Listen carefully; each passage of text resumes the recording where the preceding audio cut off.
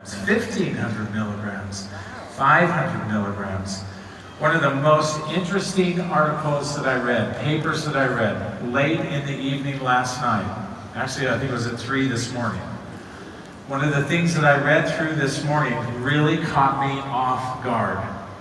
With CBD, dosage is imperative. It's critical. And although we don't know a lot about CBD in context of research and other outcomes, one of the things that was pointed out in this article was at some point it becomes proliferative of the very thing that you're trying to control.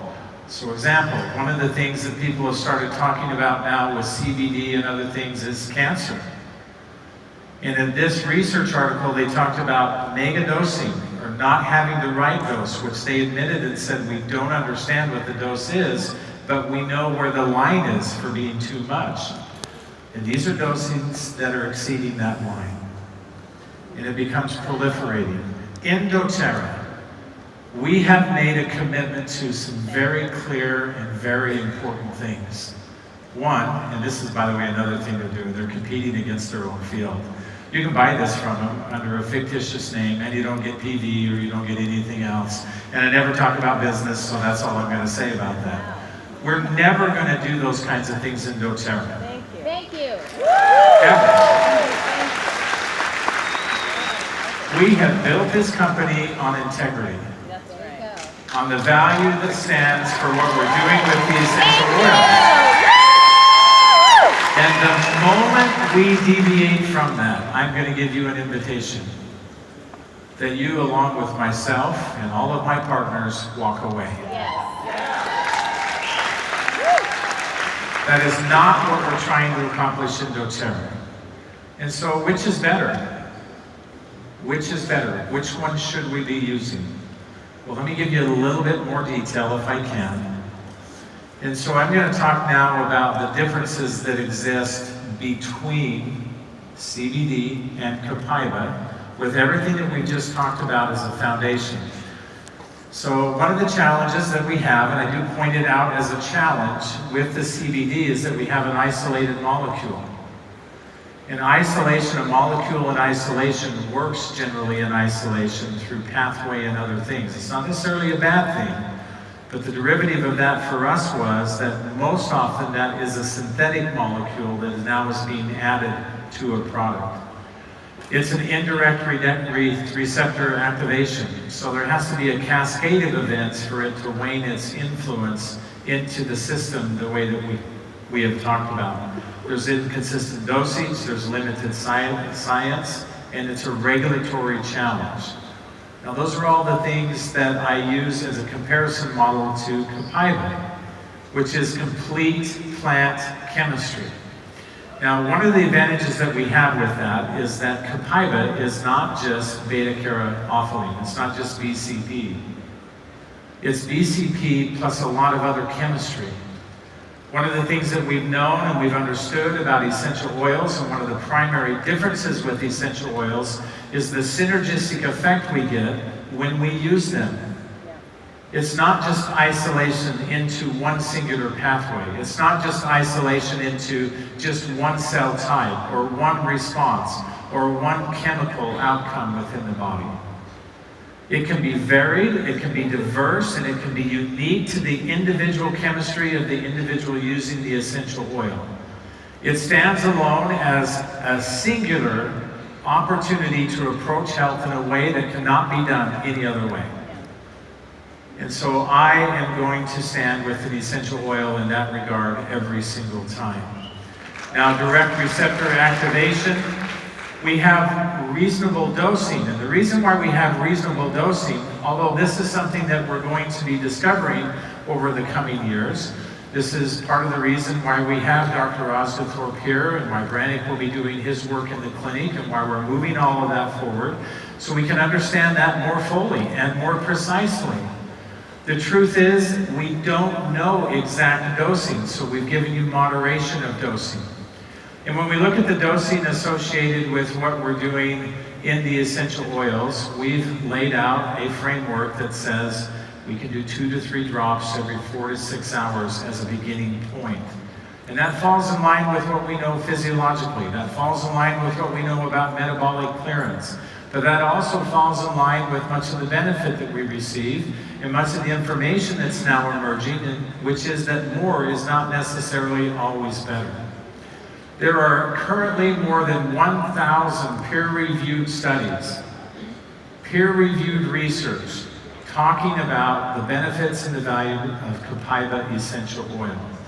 Now, by comparison, when we look at what we're doing with CBD, there's only a few studies that have really ever been done. And I'm aware of two that would fit into this category. One was this one, and it was talking about psychotic episodes and schizophrenia. The minimum dosage that they found to be therapeutic and effective was 1,000 milligrams. Now, here's why I have concern about that. Remember what I shared a few moments ago. When it comes to CBD, dosage matters. It's critical. And the amount that we use may or may not be beneficial and may or may not be somehow antagonistic to the very process we're trying to resolve. So we might have benefits on the one hand, but we might be creating other issues and challenges on the other. The other one that was associated with that was a much smaller dosage. It was 600 milligrams. And it was very powerful in somewhat of the exact same context. But we're kind of all over the map between the two in terms of dosing. And so I want to do a comparison between what we see in CBD currently and what we know now through the research, these more than 1,000 studies that have been done about copaiba. And so look at the differences that we see here. In this research study, 5 milligrams was giving, this is for irritable bowel syndrome. I had a compliant moment and I said attenuated debilitating discomfort. But what I really mean, I'm sorry, that's the only compliant moment. I promise I'll have all that slipped by me. This was irritable bowel syndrome.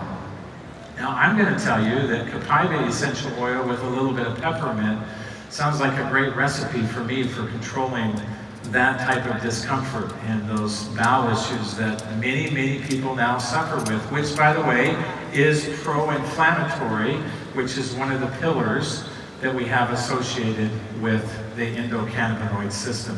And you can go through the list. 25 milligrams was in another study, 50 milligrams for depression, 100 milligrams was a good modulator for seizures, and then normalized glycoproteins and diabetes. So how much is 100 milligrams? How much is 200 milligrams? Well, a drop of essential oil is about 45 milligrams.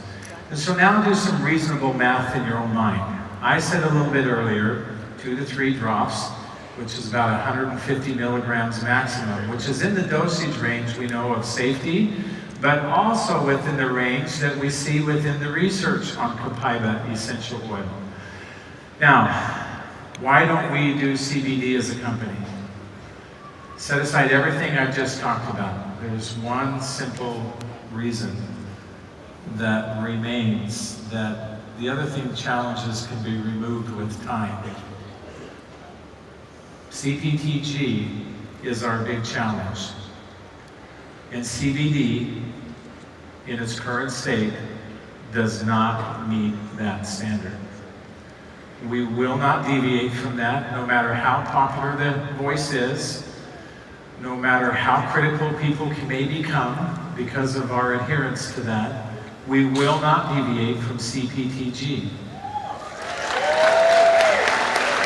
CPTG, in this case and in every case, delineates that we can't have analytical challenges. We can't have issues of impurity and have it meet that standard.